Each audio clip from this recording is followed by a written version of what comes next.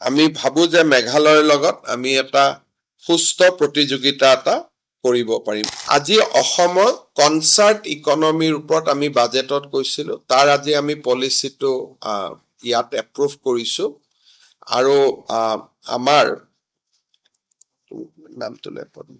ডিচেম্বৰ মাহত গুৱাহাটীত আমি এটা ডাঙৰ কনচাৰ্ট এটা অনুষ্ঠিত হ'ব কনচাৰ্ট ইকনমিৰ আধাৰত।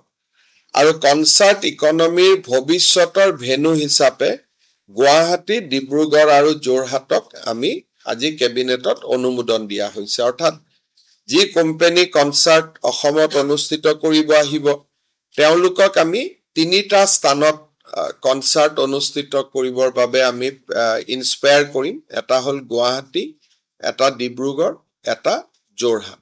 আমি ভাবো যে মেঘালয়ৰ লগত আমি এটা সুস্থ প্ৰতিযোগিতা এটা কৰিব পাৰিম। নহলে গোটেই কনচাৰ্ট ইকনমিটোত অসম সম্পূৰ্ণৰূপে ইমান দিনে বাদ পৰি আছিল। পোষ্ট মেলনে বুলি এটা ডাঙৰ কনচাৰ্ট গ্ৰুপ আছে। 8 ডিচেম্বৰত তেওঁলোকে গুৱাহাটীত আহি পাৰফৰ্ম কৰিব।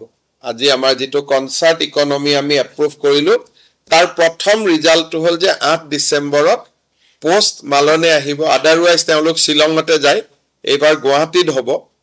আৰু খনিকৰ আদি ষ্টেডিয়াম যোৰহাট হৈ গ'লে লাহে লাহে আমি যোৰহাট ডিব্ৰুগড়তো লৈ যাব পাৰিম। বাট post মালনে show' on 8 December in Guwahati is confirmed.